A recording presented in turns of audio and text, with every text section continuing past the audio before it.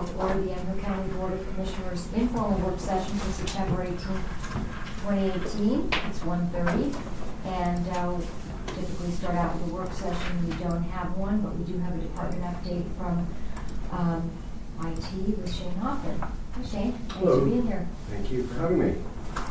You ready? Yes, sir. All right. Well, I'm pleased to present for you the Information Technology Quarterly Board Update. I'm going to present a project update overview. I'll start with 17-18 fiscal year and where we ended up, and then talk about where we're at with 18-19. So we'll start with a server room switch refresh. That was a project in 17-18. We had an outage window, I believe that was in June, and we were probably 90% successful in migrating all the devices to the new switch, but we did run into a few complications. We had to go back and look at try to find the root cause, look for the resolution. We did. We felt confident we had it. And we had another outage window just this past Sunday, and we were successful in migrating the remaining devices over. And so the project is now 100% complete. Great. Link balancer refresh, that was a project, a capital project for 17-18. We had decided to move that project to 18-19. So currently I'm going to start looking very soon at the scheduling and what that's going to look like in terms of timing for the fiscal year. And telco data switch refresh, again, that's another one that we elected to move to 18-19 as well. Wireless access point refresh, capital project for 17-18, we're 100% completed that, and that was all completed in 17-18. PAN-DB firewalls, that's mostly complete. We do have one thing left to do. I really would prefer not to get into details on that in this setting, since it deals with our firewalls and security, but I'd be more than happy on a one-on-one basis if there's more questions on that. We'll have to get together with you. You said you're close to completion. Yes, absolutely. Yeah, very close. And Will be done during 18? oh, easy in 18-19. Well, I'm thinking 18. Part of it depends on the timing of one of my positions, a network administrator. But it will be done this fiscal year. Yes. You're welcome. Two-factor authentication and mobile device management. I brought those both up together. They were projects in 17-18. We didn't get them completed in 17-18. They have kind of gone over. So we're reassessing, looking at some of the issues we ran into, working with our end users. We're probably 80% complete. And since both of them really affect the same departments, we're kind of doing them hand in hand. That's why they're both roughly the same percent complete. So we hope to have a new end date in place and wrapping those up as soon as we can. Again, we're working with, right now it's mainly the Sheriff's Office is trying to work with them. There's a couple of technical issues we've been working through, so we're just reassessing kind of where we're at, and hopefully we can get those finished soon. New storage SAN, that's already been approved by the board. We purchased it, and we have it 100% in operation already. Excuse me. Our DR, disaster recovery storage, that was a project for 17-18. And what we decided there was, rather than purchase storage for DR, we thought it was better use of money to actually purchase the new storage SAN for the production site, and then take the existing SAN at the production site and move it over to DR. That would give us, again, some support for the next 5 years at our production site. We were running low on storage at DR. That helps with that, and buys us about another 2 years of support on that. So it seemed better use of money. So Shane, is DR still located in Wycon? Is that where our... Yes, that's correct. And basically, the SAN what was the production SAN at the production site, we currently still have it there. We're actually working on it, kind of seeding it, getting it prepared, and over the next month or so, we'll physically take it over to DR. It just makes more sense to prepare it here, where it's quicker to transfer files, get everything seeded, if you will, rather than put it over there and have to transfer across the wire. So again, over the next month or so, we should have that in place. VMware licensing, the board approved that, and we've gone ahead and purchased that, and we're going to be implementing that this week, so we can proceed with the update that we need from that version 5.5. I think you saw that in my memo that I handed out last week, so. Shane, just for my information, how many roundabout, or you probably know exactly, how many how many servers do we have running under VMware right now? We have 5, and we actually have a 6th one on order for our production site, and we have 4 over at the disaster recovery site. Pretty good use. Yeah. But what happened originally, somewhere along the line, somebody let some support slip on a few of them, and since they all kind of work together, you know, your DR production site, we needed to repurchase them and get support so we could do the upgrade. So now we'll just keep it under support, make sure we're diligent about that, and then we'll be okay for future updates. A lot to keep track of. Oh yeah, it is, you're right. Yeah, licensing isn't easy. Data Cove email archive solution. We've already purchased the appliance. We have it in production. I would say the project's 90% complete. The reason I say 90 is we're just still migrating some of our older emails and such that need to get in the archived appliance.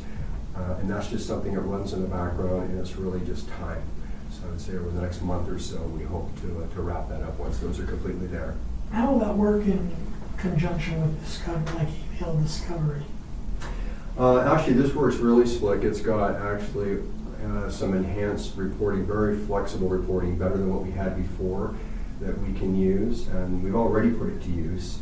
And the nice thing about this is since it's a separate appliance, you're not affecting our Exchange production server and taxing that when you have all these inquiries. So that's nice as well. And then you have a separate copy, plus you're backing that up, so it gives you some redundancies built into. ADAMS upgrade. ADAMS, of course, being our jail management software. We work closely with the jail. I believe it was last January, February, that time frame, there was an upgrade. And as it turned out, it didn't go as smooth as we'd hoped. There was some performance issues. So we had to go back to the drawing board and look at what our options were. And it was deemed our best option was to do yet another upgrade. That's where ADAMS was kind of focusing their attention in terms of performance and issues. They weren't really doing anything with the version that we were on. So what we did is come up with a very formal plan. We put Dan Nelson kind of as the internal project manager. We came up with we worked with the jail, excuse me, we came up with a formal plan, a very detailed testing plan. And so far the results look very promising. And if all goes as planned, we're targeting September 29th for that upgrade. Working with maintenance on preventative maintenance software. Joe Moore and his group, of course, are looking to take some of the workflows and make them electronic. And we've really just been kind of, since we work with software and do implementations a lot, we're just providing some guidance along the way. I'll let Joe, of course, elaborate more on that. I don't want to steal his thunder. His group, they've just done a great job on this project. We were just glad to be able to help out in some small way. Migrating SQL Server databases. We're continuing to, look at any older platforms we have and that are going to be close to being no longer supported and such. We're trying to move those up and just working with end users and making sure we can have a smooth transition. So we have one server right now that we're trying to get off of over the next few months. So we're just trying to get a plan put together. We're just chipping away at it one at a time, and hopefully we can meet our deadline over the next. We're targeting November, December to actually get off that one particular server. So. How many of those do you have system-wide? That we need to migrate off of. I don't know that off the top of my head. That's actually on my to-do list to actually come up with all the servers, the plan for this year, next year, what that looks like short term. So, body scanner for the jail. One more question on the SQL Server. Yeah. What is your main reporting tool that you use with SQL? Native SQL, or do you have a reporting tool? Or A lot of what we use is SQL Server reporting services, SSRS, of course, which comes with SQL. I think historically we have some crystal reports kicking around, and then of course over the last year or so we elected not to purchase. I believe when I got here there was a project to purchase Crystal Report server. We elected not to, and we've kind of moved over to Tableau. good for you. And I think there's a really, that's looking very promising. We're working closely with HHS on that stuff now. And we're sending some people up for some training, so I'm really looking forward to seeing what that tool is going to do for us. So I really think between the SQL Server reporting services, I think there's always opportunities for Excel. It really just depends on what you want. I know one of the things I've done before that's worked very well is coming up with what's called data marts and such for for a particular department, where you can give them probably more data than they initially asked for, but it gives them a lot of data and reduces some of the complexities in the data, and then they can go in with Excel and they can use pivot tables or whatever they want to query it in many, many different ways. So you're kind of empowering the end user, if you will. So it's not all reliant upon IT for every report. 1.0 FTE desktop support specialist position filled. That person, his name is Jordan Wood, started on September 10th. Really excited to have him on board. He comes to us with about 18 years of experience with the Salt Lake City County. So he has good background, well suited for this position. So we're very excited to have him on board. Cross-training and documentation, that'll just be obviously a recurring theme where we still push for that and try to always make sure we're getting better and just keep building up that documentation, of course, and then making sure that looking for any opportunities where we need to cross-train, where we might have single points of knowledge bases and things like that. One of the things that we're doing right now is we've kind of switched from Microsoft Word to OneNote. It's kind of our standard now for documentation. It's really very useful for searching capabilities and different things. So we're kind of working on standards to make sure the notebooks kind of have the same look and feel. For instance, we have a folder where Tier 1 Help Desk has their notebook, Tier 2 Desktop Support has one, Tier 3 has theirs, and then the programmers, of course, have theirs. And since April 15th, we've closed 4,611 tickets. So, yeah, it's been busy. Wow. And that's how many help desk technicians? That's 2 help desk and 2 desktop support. I mean, the whole team, closes some tickets. I would say the majority of the daily tickets, though, the bulk of it's going to be help desk Tier 1, and then I'd say Tier 2 is right up there as well. Those are the main tiers, and they have been doing a wonderful job. Delva, of course, has come up to speed very quickly, and her and Diane are just a great team. They do a great job, and Rule has just taken the Tier 2 and ran with it and doing a phenomenal job. Very pleased with them. And so, your Tier 1 tickets, what would you say your top 3 subject matters that you're running tickets on in that 4611 for Tier 1? That's a good point. I actually, it's something I should report more on and could and will in the future. I think a lot of it varies so much. It's going to be hard for me to say without actually running the numbers. I know we get anything from, password reset problems to a lot of our outside, entities or, like the TTRS houses or anybody off-site. Sometimes they have issues. Although I know Global Protect has helped with a lot of that stuff, moving away from remote desktop services. And the only reason I ask that would be critical to help identify future training, like user training staff, training them, knowing where they're coming in at. Very good point. Absolutely, that's something maybe the next update I could show that as well. Because right now I just would truly be guessing. I'd rather not do that. But it's a very good question. Yeah. Is there any other questions at all? And I also hope for the next one in December, I'll kind of do what I did last time, and for the update, I'll put out kind of a master plan, kind of showing where we are, % complete for all the projects. I think you guys enjoyed that last time. It was quite useful to give an overview. I just being so early, I didn't put it together, but I will put that together for the next one so you all can see. For this group, pictures are always Pictures. simple pictures. Yeah, I The only can appreciate that. The only one like that is since you've come on board and you've hired your staff and rearranged things between telecom and the help desk, the amount of positive comments that even I receive regarding what IT does and the service you provide, I'd like to say it's 500% better.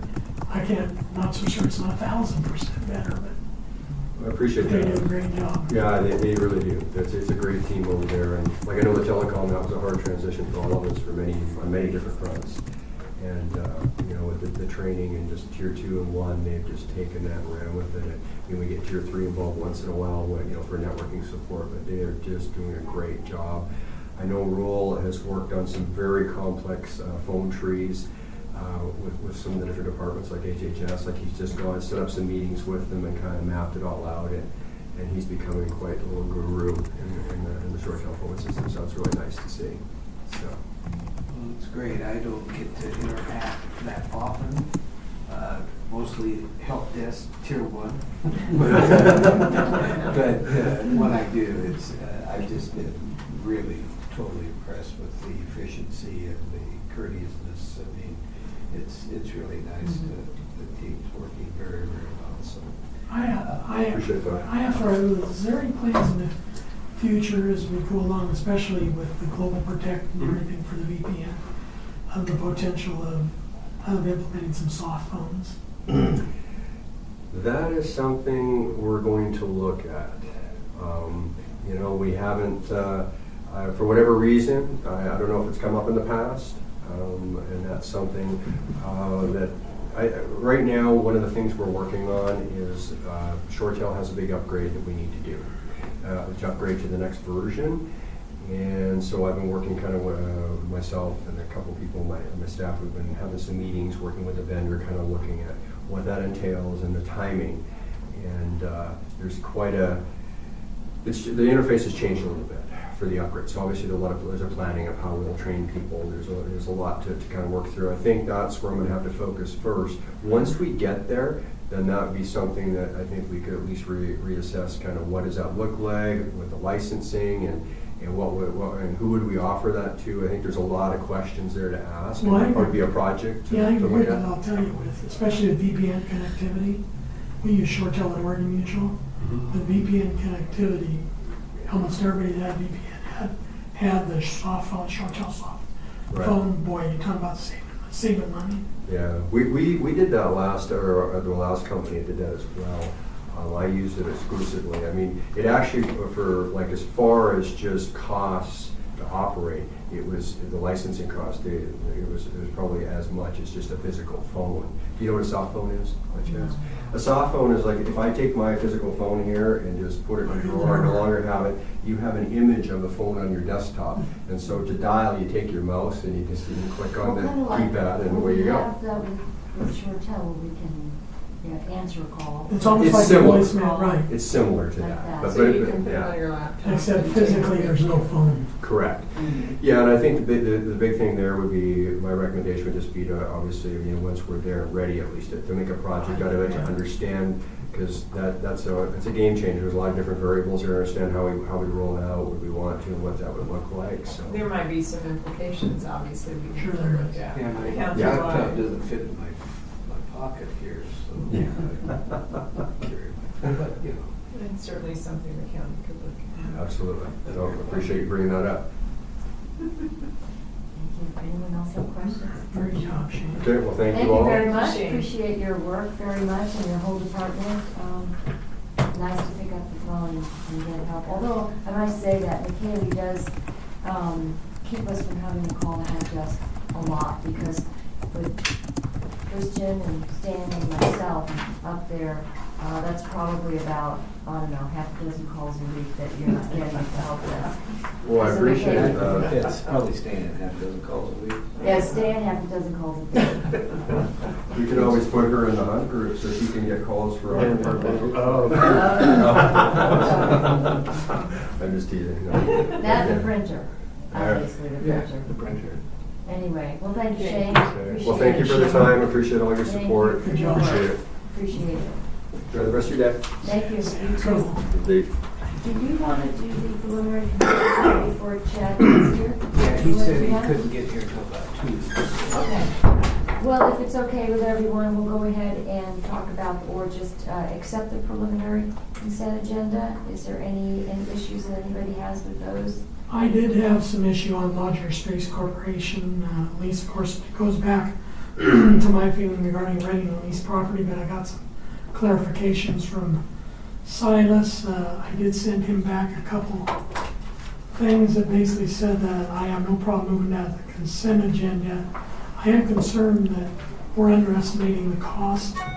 I think it's going to be well over $30,000 for 8 months, and so that comes out to about $3,000 a month for rental for what it's used. I'm concerned about that. But what concerns me more is after 8 months, that modular go away and we don't decide to use it for something else. So that was a concern of mine. And then my other concern was is we haven't got the permits yet, so we don't know what the permit costs are.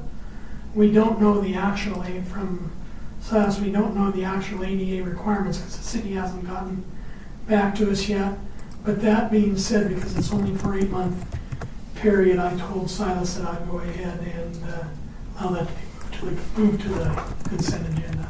And I think it's a good idea that we can, that we have options for temporary use. And I think this is a really, a good option for this particular situation. And I'm just glad that we have, that there is an option to lease a modular unit and have it, fit our purposes, and then we can, I think that's it. My issue wasn't that it was temporary modular unit, but I have experience, in Standby, I've had it with the school district, I've had it with the city modular units. Once they're installed, have a tendency not to go away. And they just continue to get released or bought and used for other things. So if this is really going to be temporary till our building is done, and we don't continue extending that lease and use them for something else, then I don't have a problem. Yeah, because my understanding is we would have to actually, this would be a whole separate action. That is correct. To do So- that, so I'm And that's what I concerned told about Silas, that. so And I'm I would- okay with that. In talking to Joe, from what I understand, is the electrical that we're doing, it's a temporary, almost like a construction type, where Mac Water and Light is gonna run. Drops a pole. And we're gonna drop a pole in, and so that's in the works. Joe's already communicated that with Mac Water and Light. And that modular Ken has no water in it whatsoever, no. It's toilet, our no understanding, nothing. no restroom, because we Because haven't. then it has to be ADA.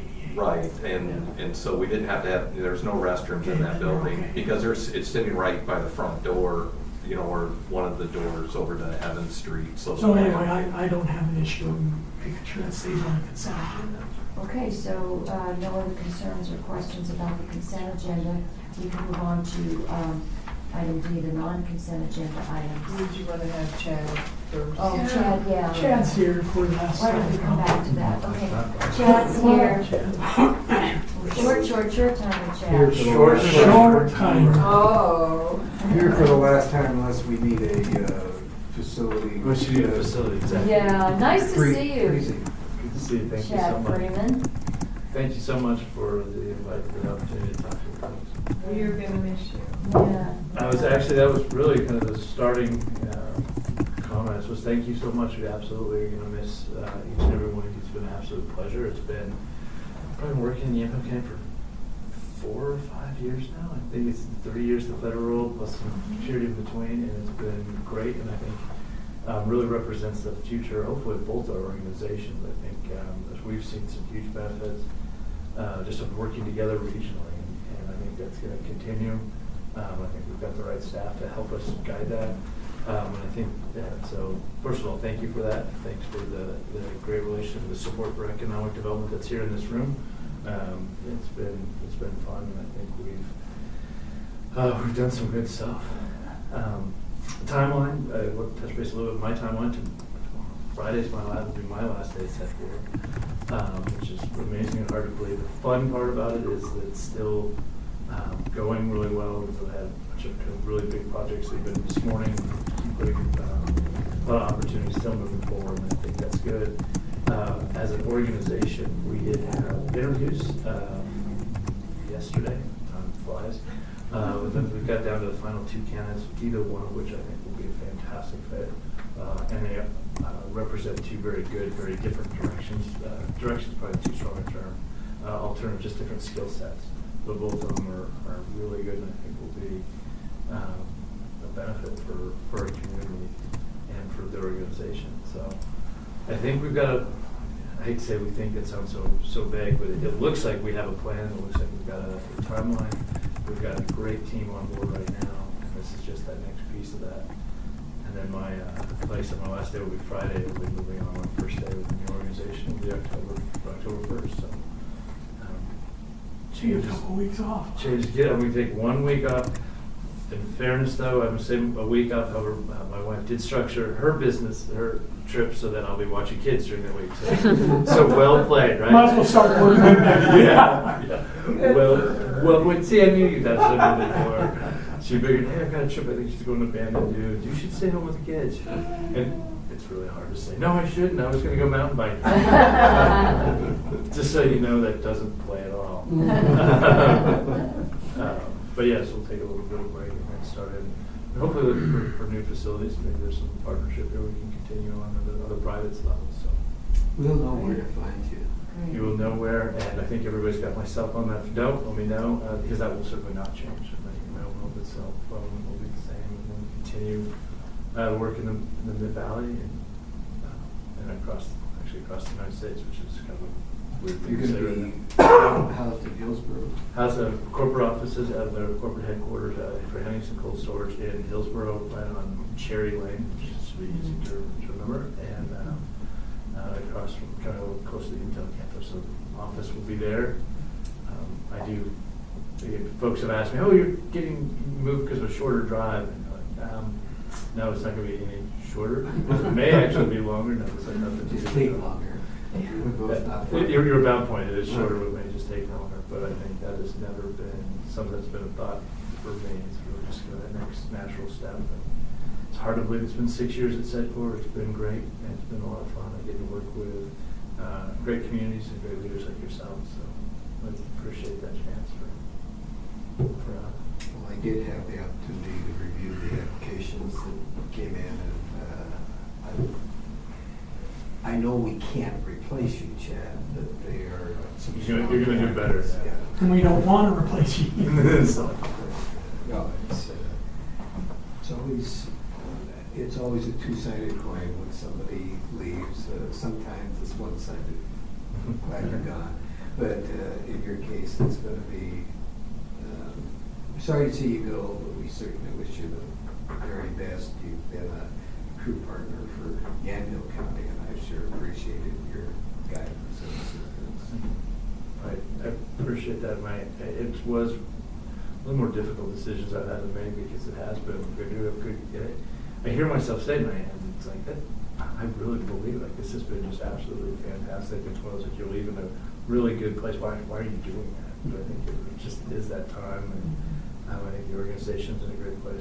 We've got to keep coming back to the teamwork and the relationships that we have, and I think it comes back to trusted relationships, right? We've done some good work and had some conversations that were not always easy, but that needed to be had. And I think that just trying to be transparent. I think that will be my guidance continuing going forward for those that ask.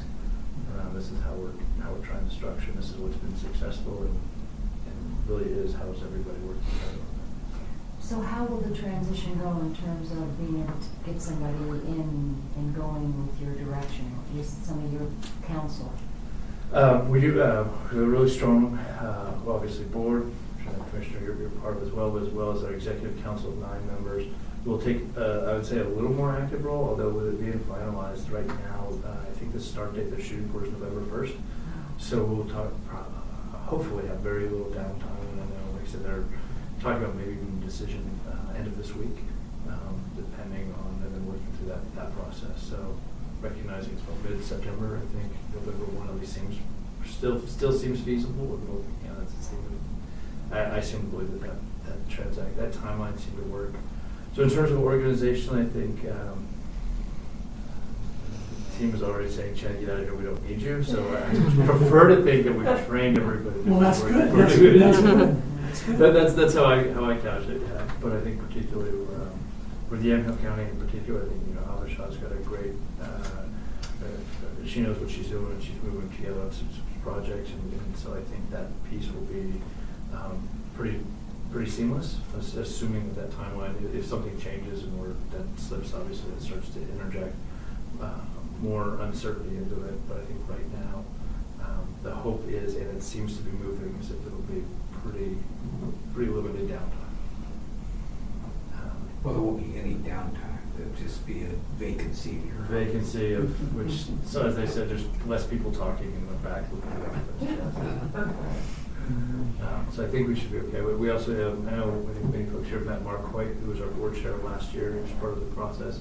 He's still our board chair this year as well. And I think he included Tammy,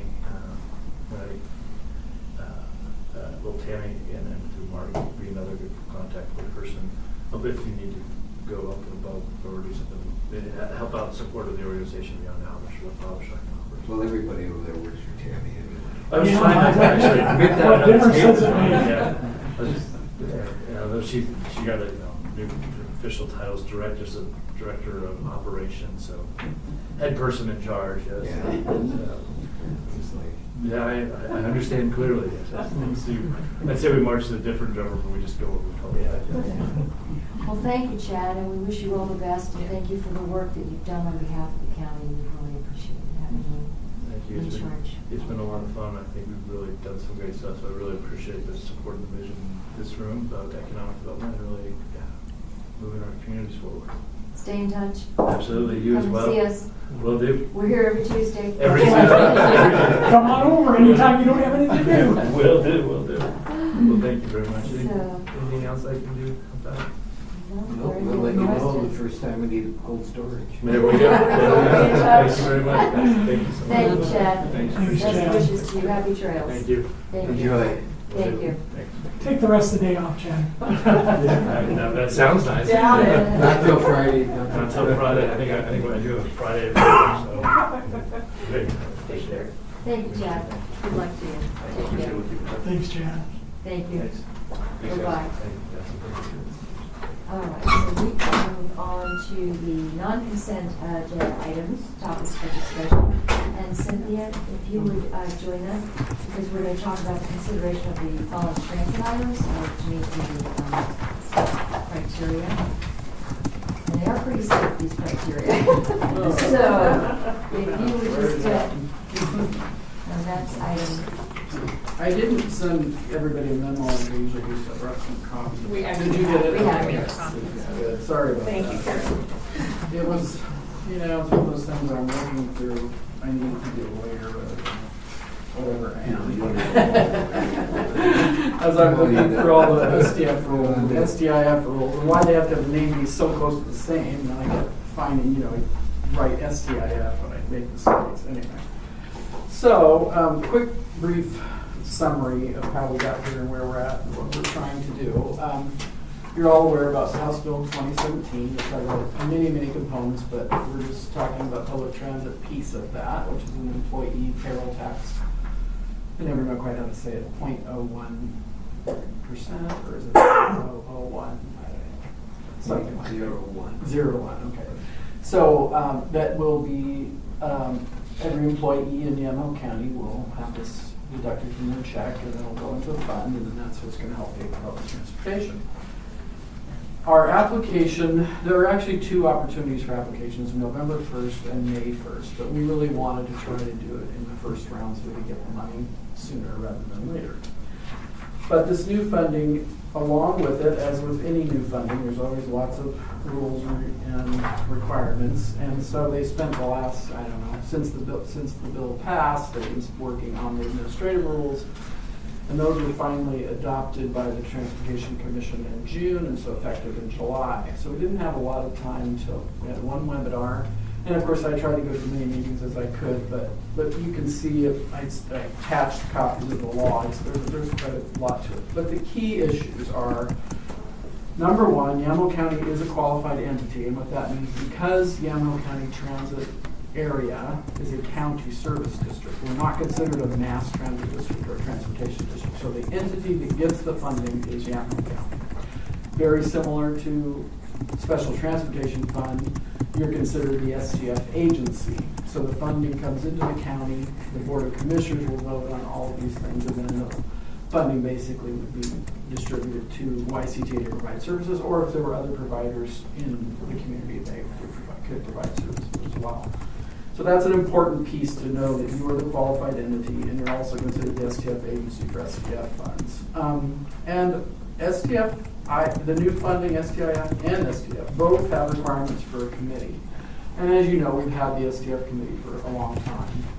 But in discussions with Stan and Laura, and it is challenging to have numerous committees, and there's quite a few requirements. So we thought if it's possible, there's one committee that could carry out all of these functions. That would help from a staffing standpoint, and I think it would help in other ways as well, because the committee would become more familiar with all the different aspects of public transit, not just the operation, but also the two primary funding sources. And they're just kind of gonna wear different hats. When it's funding cycle for SDF, then they're gonna kind of wear the SDF hat as long as the committee members meet the criteria for all the different rules. Then they really, that was our first task, to look at the rules, look at all the rules and say, okay, what's the makeup of the committee and who has to be there? Do they meet the requirements? So that was, but what I'd been doing for a while is looking at them and then tried to, and then we were given a template. And so this draft document of the bylaws was, basically came from the template that the state sent.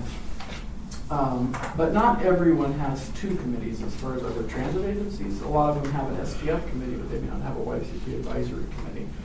So it was a little challenging to kind of go through all the different ones and then say, okay, let's put it into a bylaws draft. They always say you didn't have enough time to be brief. Well, that's sort of how I felt with this. It was like you could probably get this to be a little less wordy, but I didn't really have time to be brief, and we're on a fairly short timeline. So basically what we're asking the board is to create a new committee. Basically going to be just, the other two committees would go away to one committee. You would adopt the bylaws and then appoint a chairman. Now, obviously, the makeup of this committee, we want it to come from the people who know the most about public transit. So in the bylaws, you'll see that I recommended 3 from the current YCTA committee, 3 from the STF committee, 3 that have been participating in the transit development plan, and then we'll have to add 3, so it'll be an 11-member committee with a liaison from the board. And it would have 3 functions: to advise and assist Yamhill County in managing and distributing the new STIF funds, and then advise and assist Yamhill County in distributing the STF funds, and then also serve as the advisory group for transit-related issues. Our challenge is the timeline is short, and we have to kind of do a lot within a short amount of time. The biggest issue is people are gone. We've got to have a lot of meetings if we're going to actually get the application in by November 1st. The good news is we're ahead of the game in the sense that we have our transit development plan. And thank goodness, Warren and Nelson Niger, they structured the plan in a way that it meets the majority of the requirements. I mean, I looked through, there's a few things that we may have to do, but really he wrote the document in a way that all the proposed projects in the short, medium, and long term, they're all listed by project, by a number, with an amount. I mean, it'll make it really so much easier when we actually go to apply for the funding. It's going to be very, very helpful. We have to accept that first. Yes, I know. That's what you'll see on the timeline. We have quite a lot to do. So before we go to that, I don't know if I covered everything. I saw the changes that Laura sent, and I actually agree with. I made a mistake in that the board would appoint the chair, not all of the officers. The committee would appoint the other officers. And the list of committee members is just more for your knowledge. It wouldn't be part of the bylaws. It's just I wanted you to know who I think current members from the 2 committees meets the different requirements. We do have to recruit. And these are members additional that person. Commissioner Permasic, Ken, and I and Yes. Cynthia discussed. So it's a proposal to the Yeah. board. The board will be appointing all the members.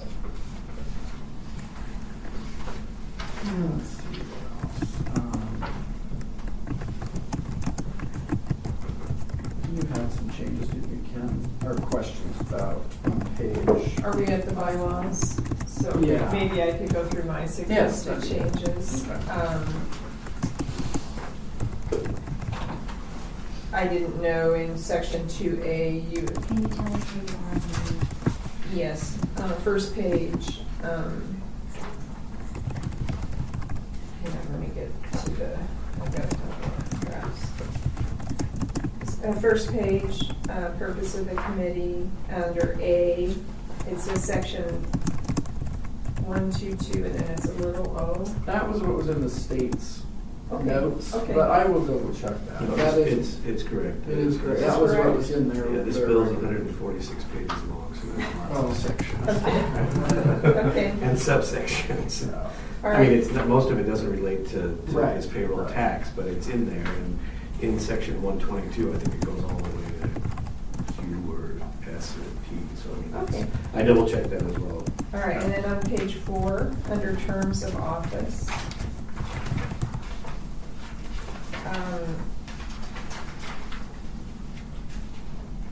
It says that YCTA, under conditions of termination, under number 1, at the end of that paragraph, it says YCTAC members may be removed for other reasons by a 3/4 vote of remaining committee members.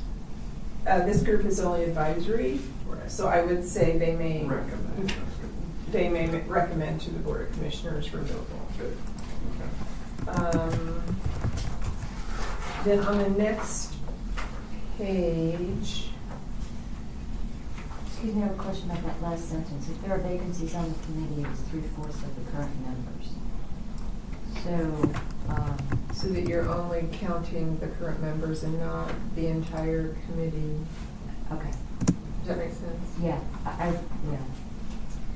Under public notice of meetings on page 5,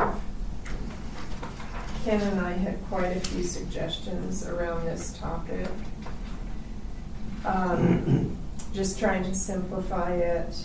Under 2, notice of meetings, we don't think that the county staff person should be assigned by the Board of Commissioners that will send out meeting notices. We just said that a designated county staff person, because that could be Yes, a they could- transit they could staff change, you never person. know, yeah. And then, public notice, the next item, number 3. Just to simplify it, I thought we should say something like, public notice for the meeting will be submitted according to the public meeting notice requirements, Perfect. but will be adequate notice prior to the meetings, so that, because publication dates change, Yes. requirements change. No, that's important, that's good. And then, let's see, number 4, the meeting information will be posted on, I'm assuming that's required in the law. You know, they don't tell you, but what they do is they give you, they want to make sure that you're doing everything you can to get the notifications out and get them out. So that's, and they want you to spell it out. So that's why it's sort of long-winded, because we typically do this anyway. I have a stakeholder list. Normally, people say they're interested, then I send them information under a current committee. So the one piece that I don't think we've done a great job, and we have to focus on more with this new law, is the low income and limited English speaking. That's kind of a focal point of the funding.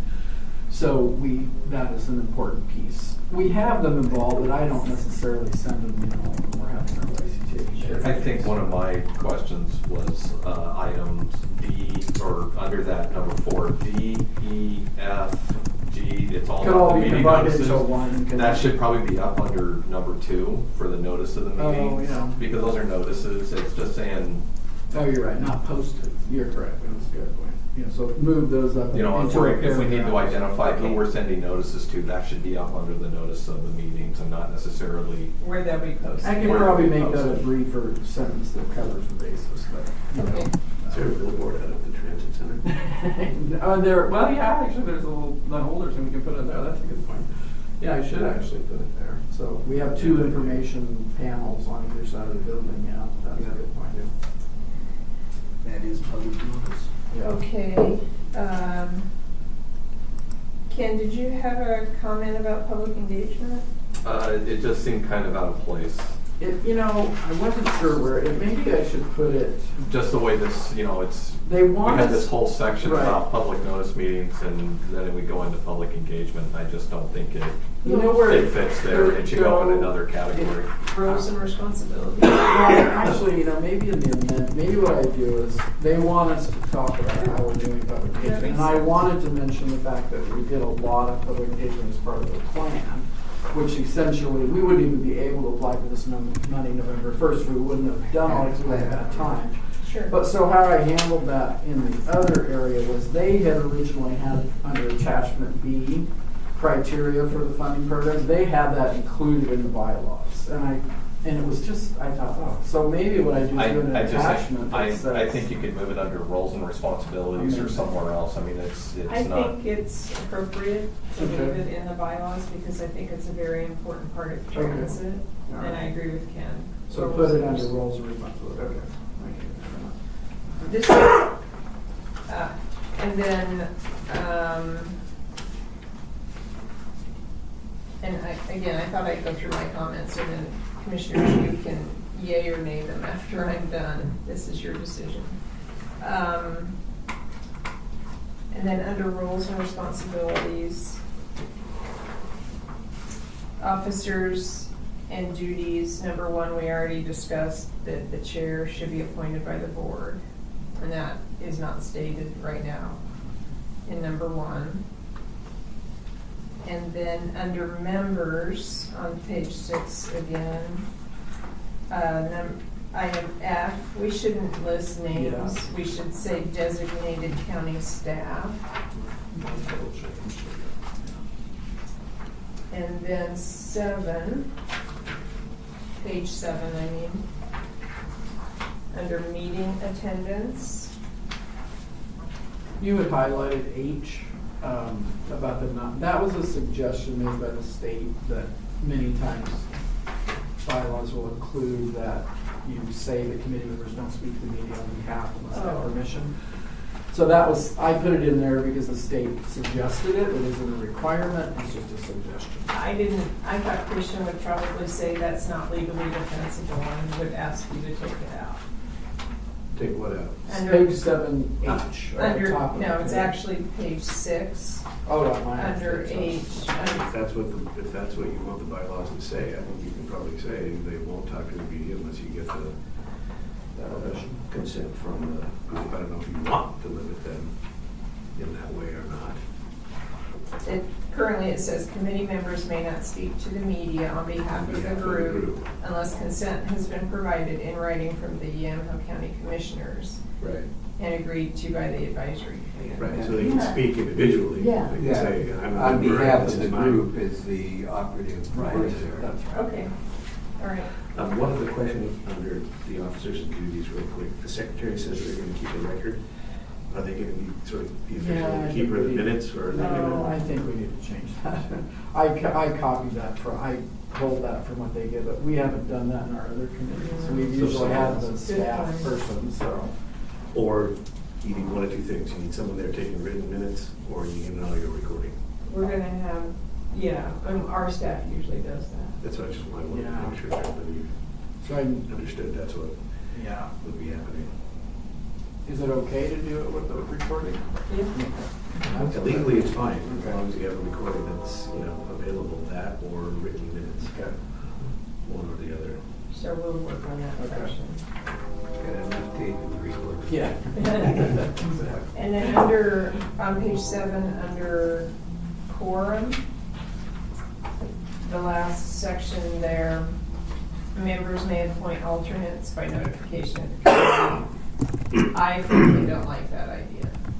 It's fine with me. It was just in one address, but I don't. You don't never know who they're gonna appoint as an alternate. The board has appointed members based on their feeling that this is a good, Right. Fit. useful fit, yes, and you never know who that person is going to appoint.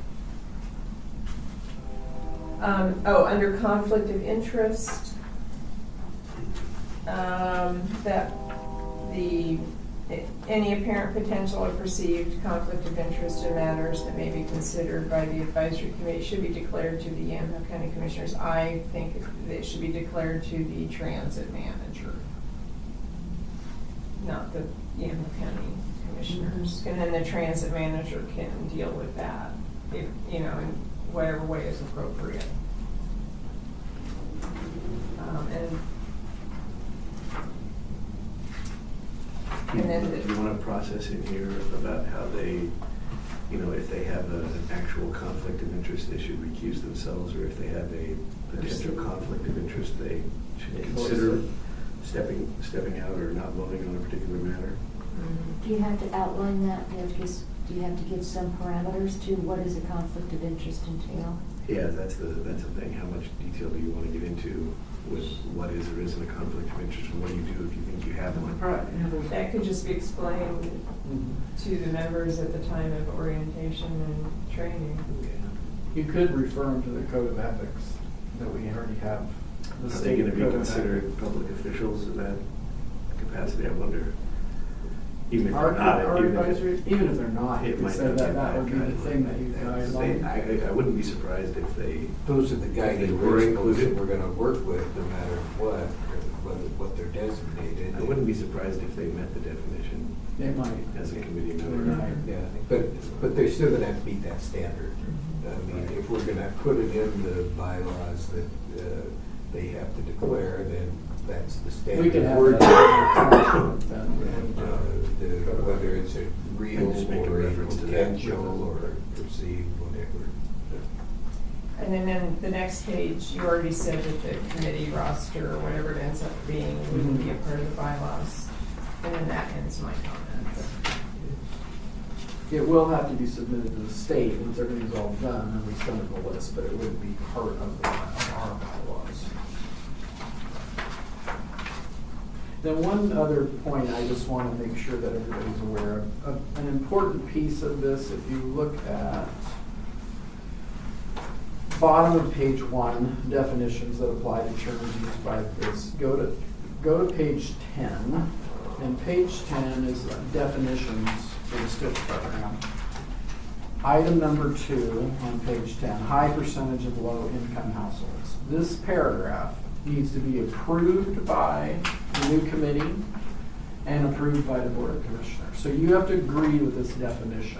This draft definition. We're on page 9. Oh, I'm sorry. My drawing line is going off. Yeah. So page 9, it's the attachment A, state transmission Number 2. improvement funds, number 2. So I must have printed mine must have broken on a different page, sorry about that. This definition, so all of you, I have, luckily in our plan, we have the breakdown of poverty levels in Yamaha County. The definition that they're wanting us to use is 200% of the poverty level. So pretty much all of Yamaha County qualifies. Where this will matter is when we're making an improvement. Let's say we're deciding we want the bus route to go on this street to serve this area. We can look at it in this program they have called Remix, and we can say, oh, if we went over a block, we would now be serving, all of this much higher percentage of low income, and we need to try to do that whenever we can. So this definition, actually, the consultants drafted for me, and I think it's a little confusing, but if you take your time and read it, I think it works. It says, so this would be the Yamaha County's definition of what we consider high percentage of low income households. So a community with high percentage of low-income households or population is defined as having an equal or higher low-income percentage in the countywide percentage.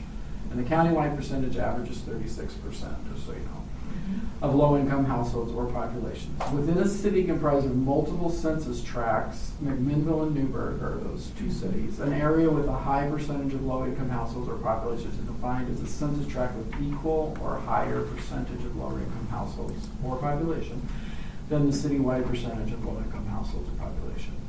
It sounds confusing, but I think I understand his words. And the reason is he was telling me that you had to put in households and population, something to do with the census tracts and the way you're looking at it. If you look at it, a household is one way and population. And this gives us greater flexibility. I don't know if it gives us greater flexibility, it's just a requirement of the rules. For us to that have you a have to have a definition. definition. So if there's another definition out there somewhere, that's, This is not their stated definition. it's a requirement that We every have to have a qualified entity definition. has to have a definition. But they didn't give us. They a don't definition. want to give you one, they want you to decide what your definition Okay. is. You could make it less specific, and which would give you a little more flexibility. So that is an option, we could say. So what I thought I would do, because the committee needs to look at this too, so this will be in here, and then I thought when the committee meets, I'm gonna bring it up both at YCTA when they're adopting the transit plan. I'm gonna bring it up and ask them to weigh in on it. Then I thought when the first committee meets, we'll ask them to vote on it, that they're okay with that definition, and then you guys could vote on whatever their recommendation is. But you're still gonna be asking the board to vote on these bylaws And I when don't, those future votes happen. yes. So Well, this is in the definitions section, so I guess, I don't know. So we But, will have to, if that that changes, we'll we just We would have have to to go amend back it. and amend Okay. what we Would voted you on. disband the other committees? Yes. When? Well, that's a question for all of us. I If the guess. board agrees to adopt, if and when the board agrees to adopt the new committee, we would just set a date of. Because there is one more YCTA committee meeting. that has It to would be meet after that Yeah. meeting. And then you would adopt the bylaws after you would establish the new committee? I think Or you want gotta adopt do the it. bylaws first? I think we have to do it before. Because I've got to recruit it, because of the Yes. time. Right. It's not because that's I want to do it. It's No. because the But we've timeline's so got- short. we've So I you'll don't have the know. bylaws for the committee before the committee itself is constituted? Because Yes. Cynthia needs to contact them, make sure they're interested. Yeah. Start to pull together a meeting date in October. I have voiced this and told them what was happening at SDF and YCTA. Yeah. I think SDF is more aware of it actually than YE, though I've mentioned it quite a few times at YCTA, but I don't feel like they've kind of got their head around it quite yet, but. And we didn't feel we could name names or reach out to specific people until the board made Mhm. selections. Oh, I see. Yeah. So it's a little bit backwards, but I don't really know what else we can do. Well, if we weren't under such a tight timeline, it'd be a little different. Could meet it. Right now, we need to get the bylaws there. We need to have the YCTA meeting. We need to accept the draft of the new structure, and then we have to appoint the committee members. And all of this has to be in place to do all of those things, so. So if by chance the committee were to change that definition, we could just do this like. The bylaws are always subject to amendment, or, so that's not a major issue. Okay, so that was Okay. one thing I need to point Commissioners, feedback, comments? Oh, go ahead. This is,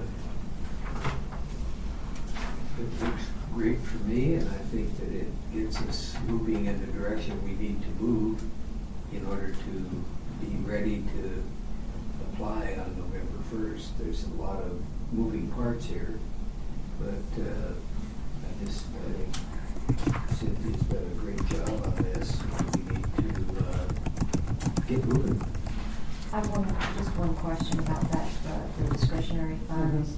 So if we only have one provider, which is First Transit, what is there to talk about? Wouldn't they automatically receive the grant funding? No, it wouldn't be First Transit. The provider, if you look at the definition, is YCTA as the county service Okay. district. And one thing we do have to do, and is we talk in here about the process for how you should select it. So it isn't like automatically the county gets the money and it automatically goes to YCTA.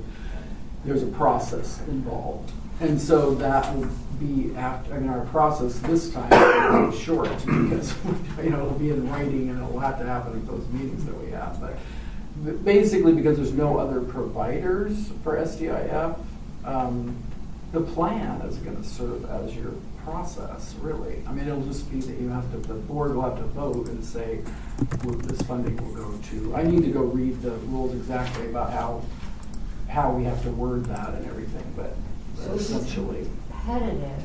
Yes, there has to be a process, but who, is there, But I don't know if we have to how do we put it do in that the if paper there's- when we do the notice for the meetings, that's how I think, like we do with STF. So when we do STF, I think it should be a similar process. When we do STF funding, what we do is we do a notice in the paper saying, okay, here's the funding cycle. here's what it is, any providers who want to submit Oh, okay. applications, you can submit an application. So we'll do a similar notice like that for STIF funds. I don't think there's any other providers that I'm aware of, but let's say there was the one that we didn't know about and they could apply. Okay.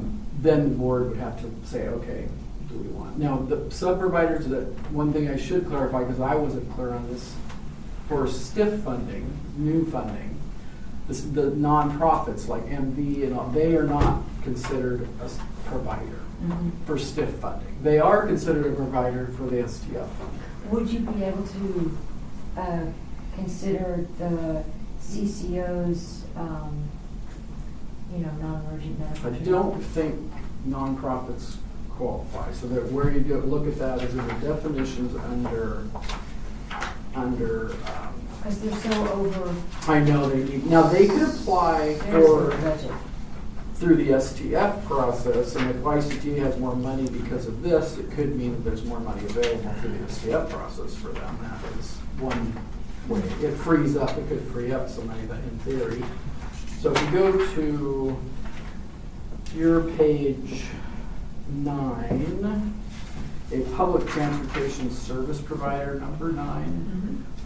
A qualified a city, a county, a special district, intergovernmental, or any other political subdivision or municipal or public corporation provides public transportation services. So that's really YCTA as a county service district.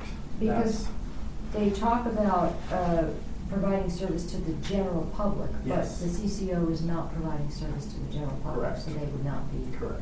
eligible. That's why the MB and the others are not And they eligible. won't be there. Okay. All right. I mean, like the larger, many places, I shouldn't say most, many places, the qualified entity is the public transportation provider. What about Uber?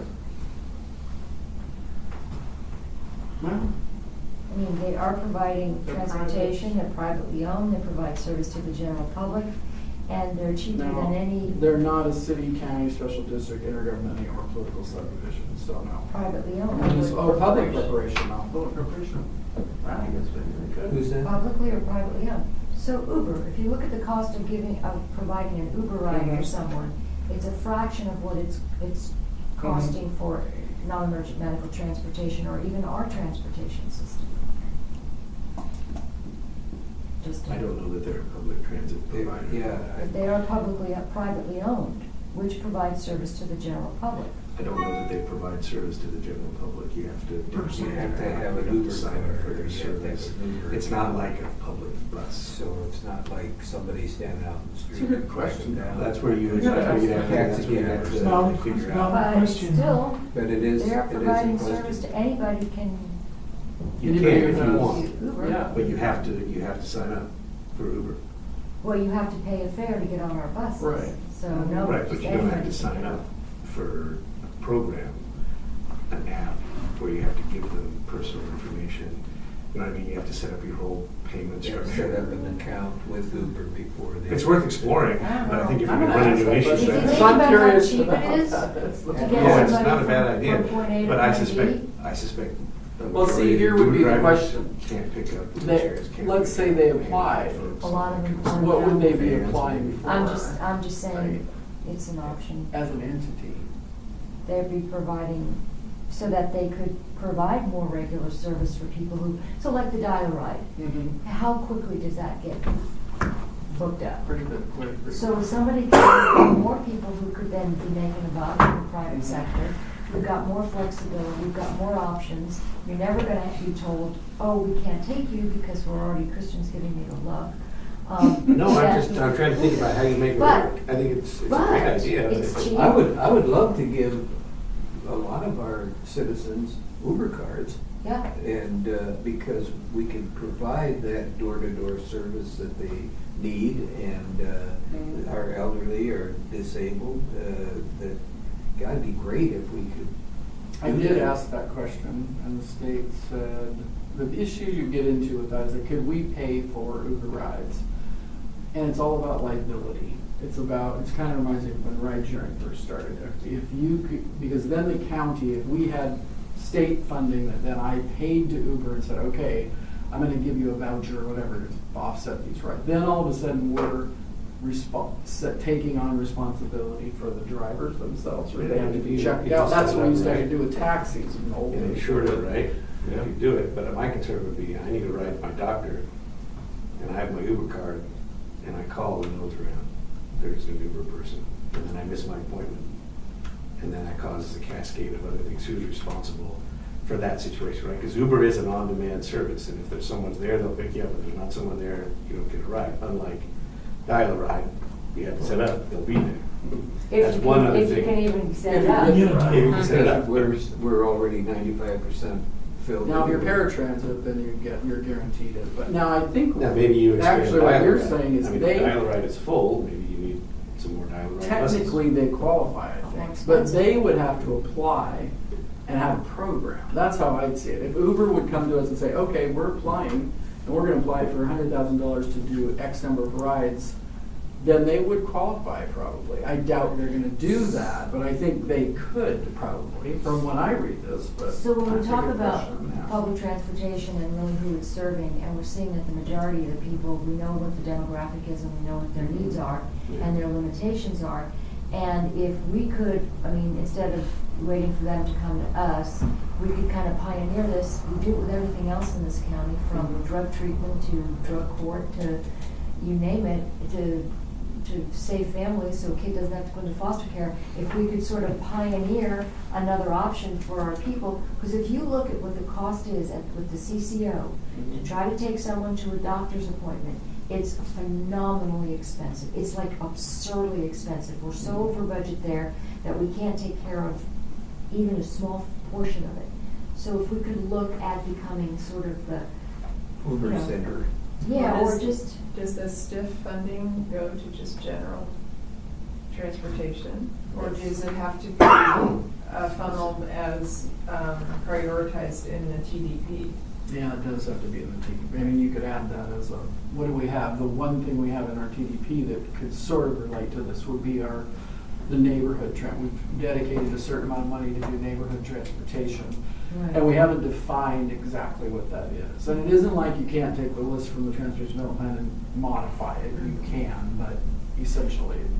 So you've got a bus, let's say in Carlton, or devoted to Carlton, Mhm. and the bus is going from point A to point B to point C and back around again. Mhm. How cost effective is it, and what's the ridership on a bus in Carlton that's just got this limited, not, I wouldn't say limited capacity, Mhm. but limited Utilization. Utilization. or areas that it's going? So if you were to just, 86 the bus, and what you're paying a driver, and you know what Uber's paying their drivers, they're just getting flat, what is it, $15 an hour or whatever? So you're looking at how many multiple rides in an hour, and it's a fraction of what you'd be paying a driver and all this. I agree with you in theory, but in practice, the challenge is that they aren't available. So if you could say, what I tried to do one time before Uber was here with taxi cabs, because we had is actually set up a franchise with a taxi cab so that we could give them, they could do all of our backup rides, we paid for it, we had a contract with them, we set it all up, they were guaranteed a certain, so that we could guarantee that when we couldn't do it, we could call the cab and they would do it. It was really challenging to set that up, and it was somewhat successful. It worked for a few years actually. And in a way, Uber's kind of like that because it's a lot like a taxi. They're going to do whatever's. If they have people and they have drivers, then great. And then if they have demand, then great. But what happens is, a lot of times, little places that are not on the fringe, there may be drivers, or there's not. You know what I mean? Or there's not. There's either not drivers or not riders. And you sometimes have to set up the program to make it work. And we have. That is the reason we challenge. don't have the number of drivers that you have for Uber is because it's, in a metropolitan area, Yeah. you can see them on there, they're going Yeah. all around, there's a million of them. Right. But here, because there aren't any, because we don't Yes. use it, but if you use it, they will Right. come. Right. I'm thinking, and if you've got Possibly. people who want to drive and make a buck, Mhm. and they can work when they want to, they want to clock out, they clock, we've got professors Mhm. at different colleges that have lifts, tickets, stickers on their Mhm. car, so we know they're working in the summertime. So I'm just saying that it might be something for us to look at as an option, a cheap option. Yeah, and get Janice out of the house. Yeah. And she would love that job. Oh, I can just see her. Get out here. She'd be, and you should make her work at night. So your shift is from 6 o'clock to midnight. Anyway. Why are you just- stopping here? She could Get get out. Why Why are you here? Run a couple rides. Some meetings, yeah. That's a full-time job, keeping up with this guy. Well, anyway, this is great. Any other questions or comments or feedback? We'll get a clarification on that, right, Cynthia? Yes, I will. In your spare time? Well, Because I know you have anything else to do. I did ask him about the other, anyway, I'm gonna ask. At some point, I know you're under the gun for this, so that's on the to-do pile for some other day. And you see the time frame we're looking at. Yeah, we need to look and see if, I just sort of randomly picked these, so a couple things that the 10-2 meeting for the YC, that is scheduled, and the committee knows about the October 2nd for the YCTA, the current YCTA committee meeting. I just picked 10-11, I don't know if that's a good date that the board can actually approve the transit development plan, and then the 10-18 and 10-25 are just my suggestions, I'm not necessarily saying that they're, We don't have a Good meeting dates. at 10:20. Yeah, so we need to have, that's, so we gotta get a calendar, so what is 10, did I pick the? no, you did it right. We discussed that last week. Yeah, so we may have to.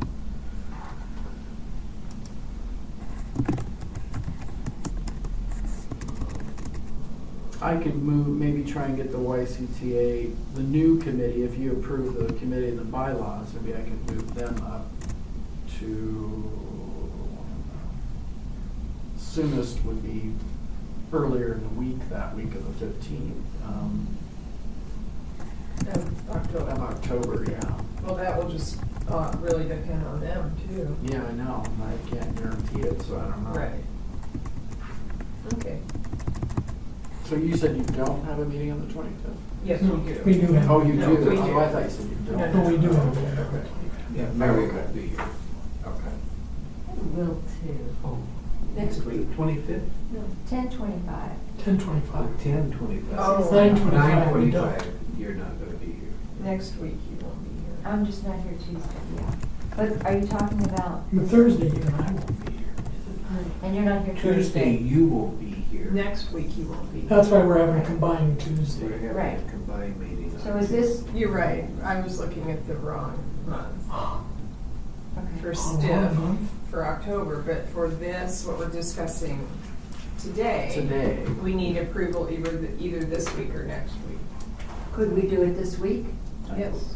Would we As be long as able you to made do it that? so if we had any little edits we need to make to the document, We can always amend it. we can do that. Could we do that just based on, Yeah. we'd have some Well, I changes? tell you, for this meeting, I'm not gonna approve and move it on. I want this discussion at our formal meeting. I don't know when staff or Stan as liaison got the bylaws to review. I got them Friday afternoon. Yeah, we all got them. We all got 'em. Friday afternoon, and I started reviewing them, and then Cynthia was gonna do the memo, so I put off reviewing them until I did your memo.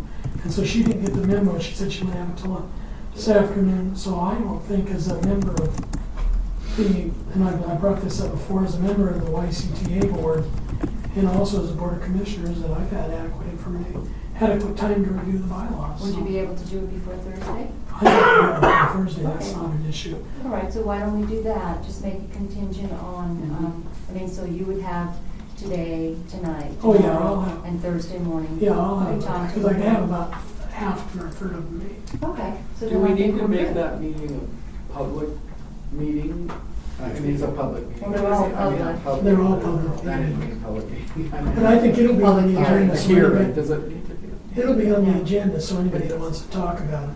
Yeah, so they can. But we pretty much covered most of this anyway. I don't know, what areas are you most Oh, I'd have to concerned look at about? my list, I didn't bring my whole list. There's bylaw area that's, I found a couple that I think are contradictory to each other. Some of the wording isn't real clear of whose responsibility it is, and not being able to sit down and taking a couple hours to review this, I just don't feel I've had adequate time. I am a little disappointed, not that it'll make a difference to me, but I think since we're eliminating 2 committees basically, forming a new one, I would have liked to see our old committees, even though we know who the members are going to be. Without those members being known, I would have liked to see the other committees weigh in, because they're going away. So I would like to see them have the opportunity to weigh in on the new There are going to program. be members from those 2 committees.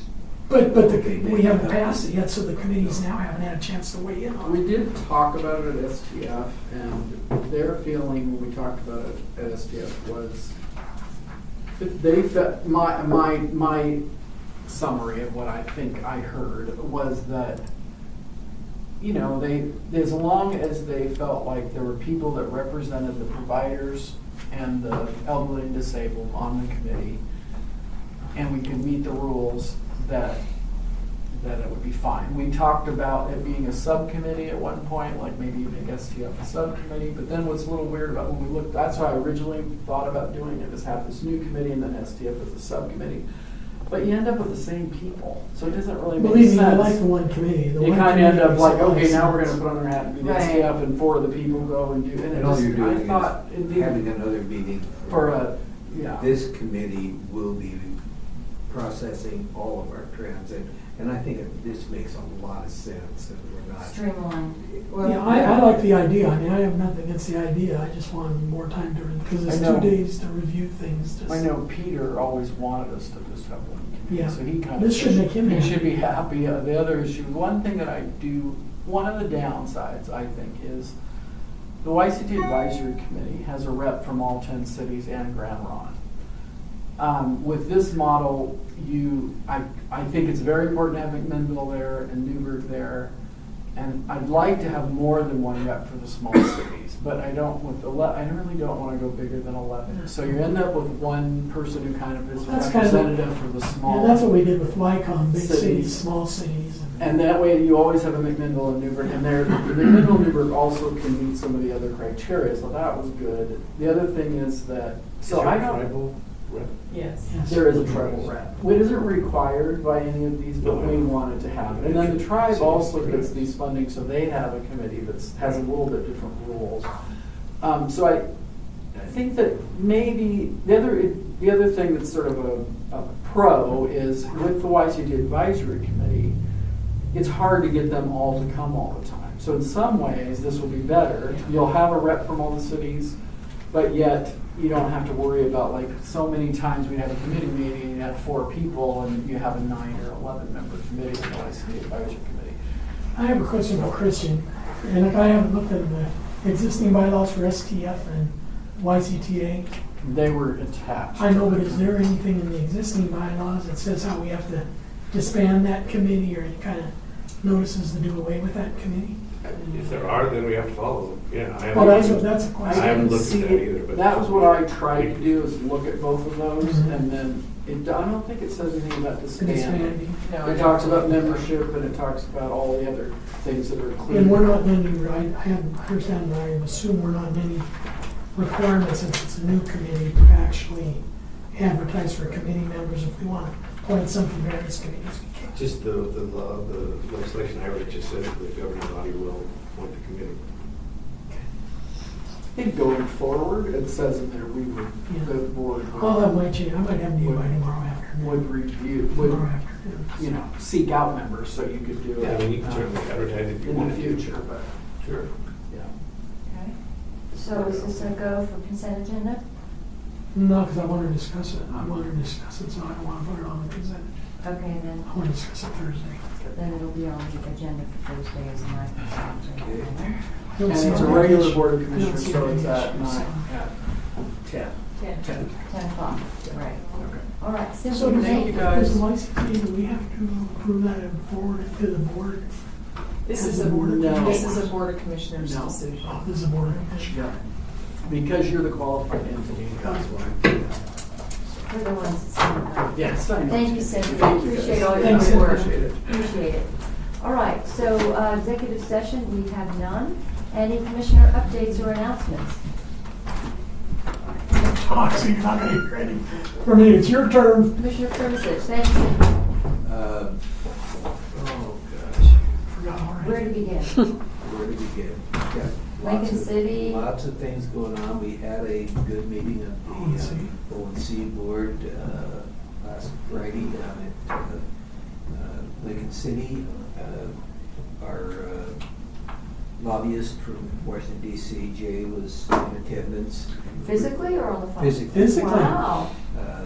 And reported out on what he's doing and giving suggestions for approach.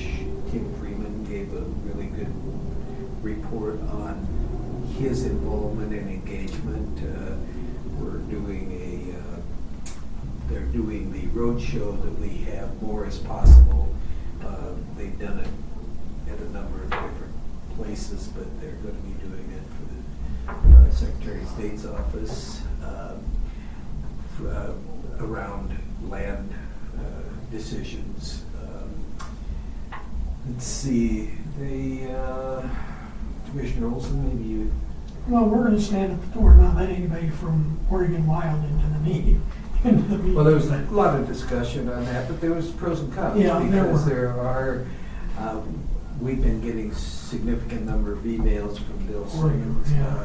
about Oregon Wild and reintroducing the wild horses to for the purpose of cleaning up some of our forest lands. However, the flip side of that is they're a protected animal, and when they get out of hand, you can't do anything. Can't do it. And so at least in the general discussion, the O&C board was more in favor of goats or things that are not. Some dispensable creature. Well, Yeah. yeah, you need them if nothing else. Deer, introducing more Sage deer. grouse. Yeah, Something like that. anyway, Huh? so there was a lot of discussion. However, there were people on the board who said, wait a minute, that's not true, that horses can be beneficial, and they only have one foal a year, and so they're not gonna become this massive. But there was a lot of discussion that finally ended with, right now, we're not gonna propose the Introduction. of the wild horses. I think the biggest thing about this is, and I think Tim Freeman, from Douglas County said it best, is our real focus has to be on active forest management, not take all these other things and put them aside and really focus on active forest management. Which is where the real problem is, Yeah. because we're not going in, just like the large fire down south that burned 100,000 acres, and we get to clean up 2.5% of that total. Which is burn enough. Is all, which is, yeah, and the rest of that stuff is laying there waiting to Burn, reignite. waiting to burn. Yeah, and so it's just the asinine decision-making that's taking place in regard to this, and the invitation to additional fires. And we're spending millions and billions of dollars fighting fires. And lives. And lives. When we could actually be producing a revenue stream by harvesting the timber. We've got CTE is becoming And we can't use any of that stuff laying there. Cross-laminated CLT is becoming a major product. Riddle, Oregon, where we've got a certified CTL processor, sitting in the middle of one of the largest Douglas fir stands anywhere, and they have to import their logs from Canada. I mean, how asinine is that? Well, that was like at the SIDCOR presentation, the one company that makes construction panels to build 12-story buildings out of plywood. A lot of that down timber they can use for that, but they can't get to. They can't get it, and it's just so stupid that we allow this to continue, and that's our message, and that's why they created this more is possible presentation. And if you haven't seen it, it's available online. You can go. It's on ONC's website. It's a on- great and it's a great presentation. presentation because it addresses all of it, but we can drive right down here to Grand Round and look at their 10,000 acres of forest and see a beautifully managed piece of forestry. They have recreation on there. They have an area where you can go in and park your RVs on their 10,000 acres. The clearing along the stream beds to keep those streams clean. Everything they're doing meets every criteria that the environmentalists want, the recreationalists want. And we have 28,000 acres of ONC lands in Yamhill County, and they have 10,000 acres of forest at the tribe, and they harvested 3 times the amount of timber we did off that 28,000. They harvested 79,000 board feet off of their little 10,000 acres. It's just, there's absolute insanity what we're doing with our forest lands. So Yeah, I think the big issue, other big issue you hear a lot about in the future is quote-unquote stewardship contracts. Everybody's for stewardship of our forests, but stewardship contracts isn't what it sounds like it is. It's a bad thing, but when we were in Tillamook, we went over to Stinson's property to their private. I mean, they're getting such a yield and a return off their private, and you look up at some U.S. forestry up there, it's terrible. well, you can go down to Roseburg too. Same thing, Roseburg. Down there by where all that Douglas fir is. But last year on ONC lands, we harvested 179,000 board feet. The law requires 500 million or 5,000 board feet. The sustainable yield is 1 million board feet a year, but we're required. They harvested 179,000 board feet and burned up 219,000 board feet in fires. I mean, what was our payment last year, Stan? I mean, what, we did get 200, what was it? No, it was nothing, it was, Very little. it was What, for this county? Right. Oh, God. 23 grand, wasn't it? 23, 35, it was 30. $3,000. Yeah. Well, just to give you an idea, last year, talking to Tom Tankersley, City Water and Light, just at their little watershed up here, they cleared over $5 million in revenue from their watershed. 12 years Right ago. back in the capital, $5 million. 12 years ago, off the ONC lands, the revenue stream from harvest was $312 million that was distributed out to the counties. Last year, it was $12 million. That was, in those 12 years, went from 312 to. Well, anyway, it's a big issue. Wonder why counties like Curry And County. look how much they burned up. Yeah, And Yeah, then they Curry won't even let County, us what let a- it clean it let up. it burn, That's it, let it burn. let it burn. But see, we are to blame in as much as just about 25 years ago, when the clear cutting was running rampant and there was a lack of replanting, and the environmentalists came in and started the big campaign of how horrible this is. And now any of you that have children in elementary school, you mention to them cutting down a tree, God, they'll start crying. I mean, it's like you're gonna take their dog, you know.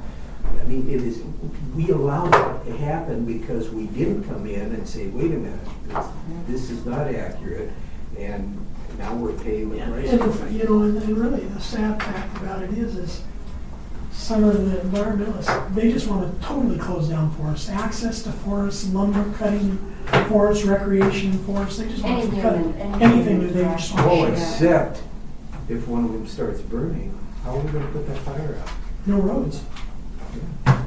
All right, Commissioners, good discussion. Well, thank you very much, and we'll go ahead and adjourn, further adjourn today's informal session. Oh, God. Thank you very much. Bring it Almost back. did it